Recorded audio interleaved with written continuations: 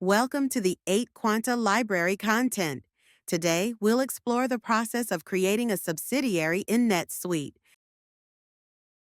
Navigate to Setup, Company, Subsidiaries, then click New.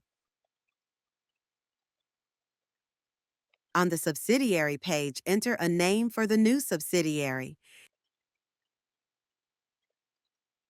Select the parent subsidiary. Select the country from the drop-down list. Next, choose the state or province of the subsidiary. Select the appropriate currency for the subsidiary from the drop-down menu. Edit the address of the subsidiary and fill in the necessary details.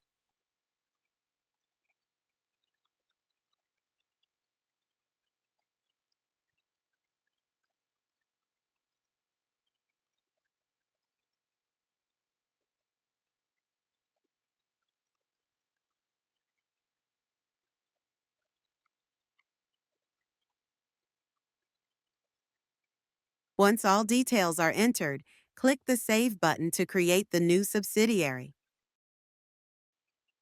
And that's it! You've successfully created a subsidiary in NetSuite. Thank you for watching.